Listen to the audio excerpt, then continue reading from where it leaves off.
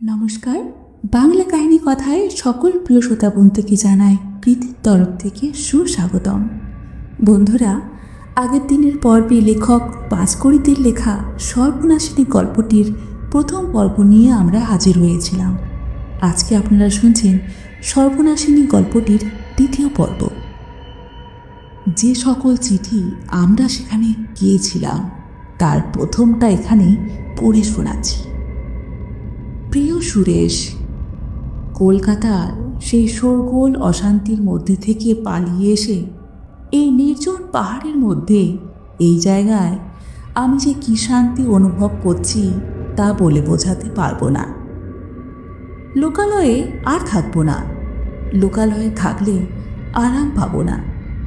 এই জন্য এই দুর্গম জায়গায় আশ্রয় নিয়েছি। আমার মাথা যেমন গরম হয়ে গিয়েছিল, এখন আর সেটা নেই। আমি এখন অনেক শান্তভাবে চিন্তা করতে পারছি। আর এই জায়গার মতো শান্তিতে চিন্তা করার জায়গা দ্বিতীয় আর কোথায়? আমার এই বাড়িটা পর্বতের মাঝামাঝি জায়গায় অবস্থিত।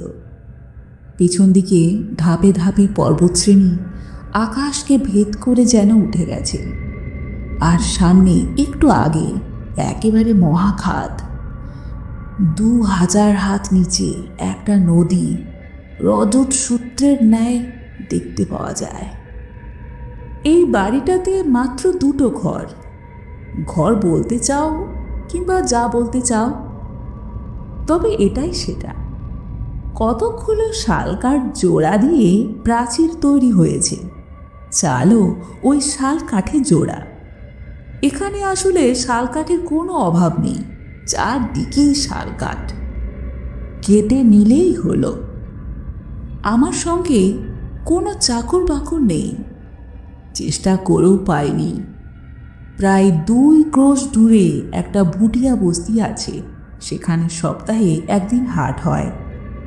হাটের দিন সকালে রওনা হয়ে আমার দরকারি সমস্ত জিনিসপত্র সন্ধ্যার সময় কিনে নিয়ে আসি।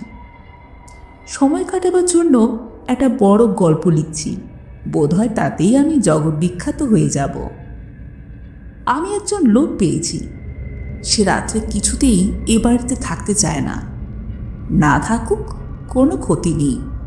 দিনের বেলাতেই সমস্ত কাজকর্ম সেরে সে সন্ধ্যাবেলায় ফিরে চলে যায়।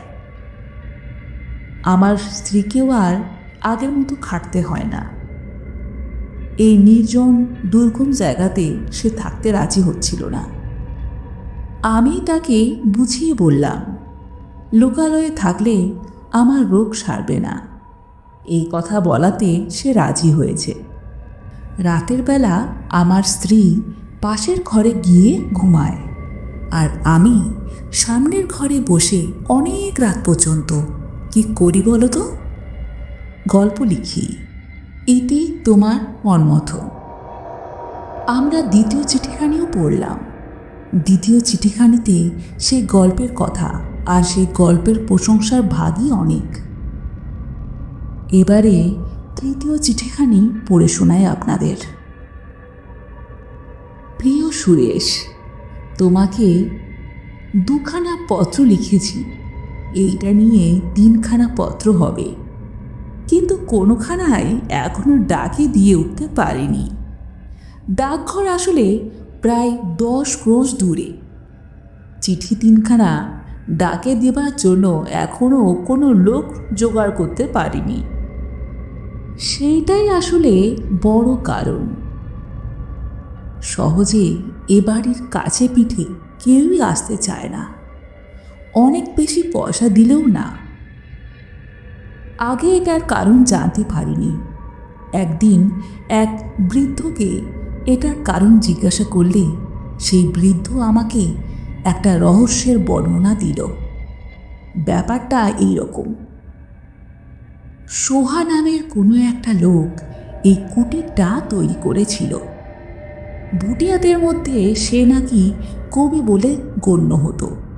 নির্জন ফাঁকা জায়গাতে বাস করবার ইচ্ছেতেই এই দুর্গম জায়গায় সোহা এই কুটিরটা নির্মাণ করেছিল।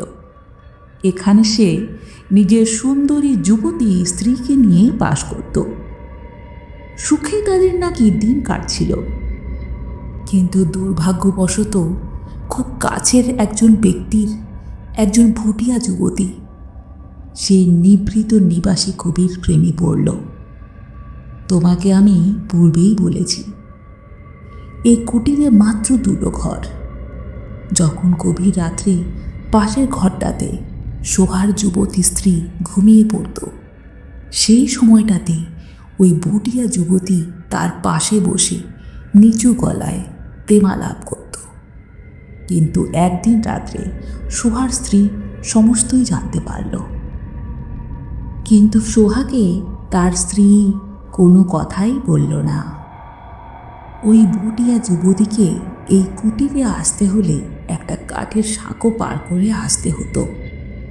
এই সাঁকোর প্রায় 500 হাত নিচে একটা ঝর্ণা, প্রবল বেগে সেই ঝর্ণা দিয়ে জল পড়ত বলে ভুটিয়ারা তার নাম দিয়েছিল পাগলা ঝোড়া।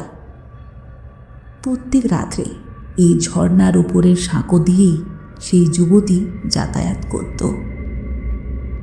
একদিন শোভা ঘরে ছিল না, সেই সুযোগে তার স্ত্রী সুযোগ পেয়ে সেই সাঁকোর কাঠ একদিকে টাঙিয়ে দিয়ে কেটে রাখল। কাঠটি সাঁকোর ওপরে এমনভাবে ফেলে রাখল যাতে একটা মানুষের চাপ পড়লেই সেটা অবশ্যই নিচে পড়ে যাবে, এবং তাই হলো।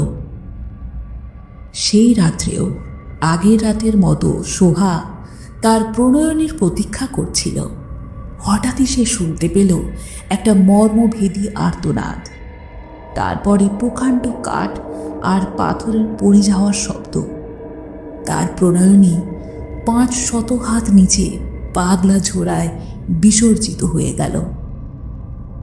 এই কাজ কে করেছে সেটা সোহার বুঝতে দেরি হলো না, এবং তার কিছুদিনের মধ্যেই সোহা আর তার স্ত্রী দুজনেই গভীর খাদে পড়ে মারা গেল। ওই দিনটাতে সোহা তার স্ত্রীর গলা টিপে তাকে হত্যা করতে চেষ্টা করছিল, কিন্তু ভুটিয়া স্ত্রীদের দেহে অসীম বল। সোহার স্ত্রীও তাকে টানতে টানতে খাদের কাছে নিয়ে আসে, কিন্তু সোহাও তার হাত সরাচ্ছিল না। তার স্ত্রীর চোখ কপালে উঠে পড়ল, জিভ বাইরে বেরিয়ে পড়েছিল, তবুও সেও তার স্বামীকে ছাড়ছিল না। ওই রকম অবস্থায় দুজনেই 2000 হাত নিচে পড়ে গিয়ে চূর্ণ বিচূর্ণ হয়ে গেল। এতদূর বলে বৃদ্ধ ভুটিয়া বলল, সেই পর্যন্ত সোহার প্রণয়নী সোহার বাড়িতে প্রেত হয়ে আসে। ভেতরে আলো দেখলেই সে দরজায় আঘাত করে, তাকে ভেতরে প্রবেশ করতে না দেয় এমন সাধ্য কারও নেই। অনেকেই এই বাড়িতে বাস করতে চেয়েছে, কিন্তু এই বাড়িতে যে বাস করে তারই মৃত্যু হয়। এই জন্যই এই সোহা প্রণয়নীর ভূতের জন্য কেউ সাহস করে এখানে আসে না। আমার জিনিসপত্র হাট থেকে আমাকে নিজেই আনতে হয়, আর এই জন্যই এই পর্যন্ত এখনো একটাও চিঠি ডাকে ফেলতে পারিনি।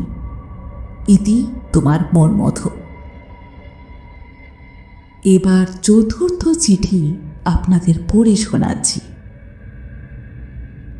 প্রিয় সুরেশ, দেশ হলে এ কথা আমি হেসেই উড়িয়ে দিতাম।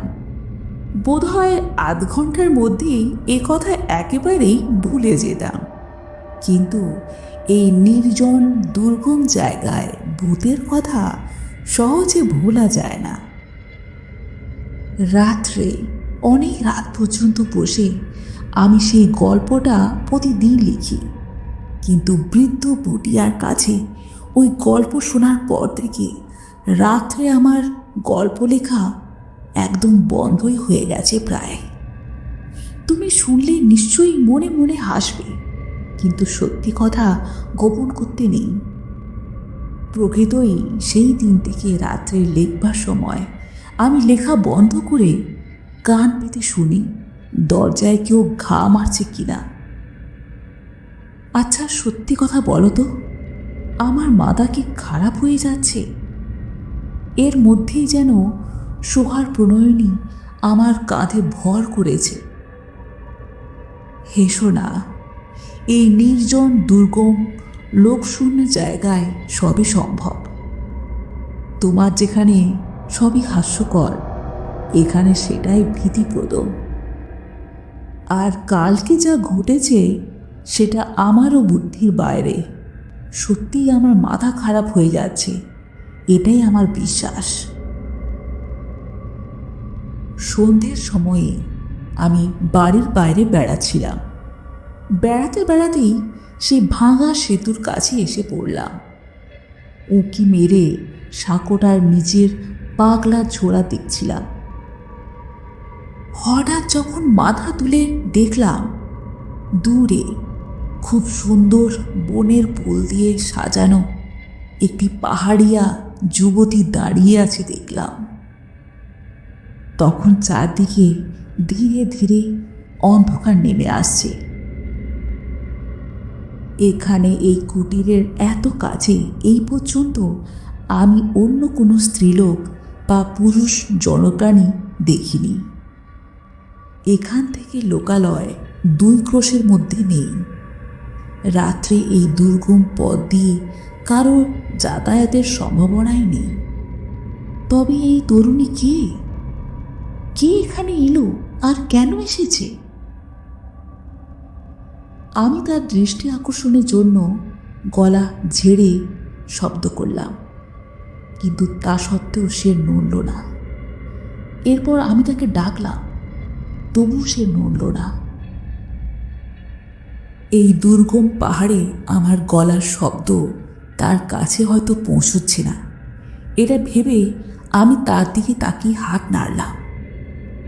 তখন সে ধীরে ধীরে অন্ধকারে মিশে গেল। এরপর আমি ঘরের দিকে পা বাড়ালাম।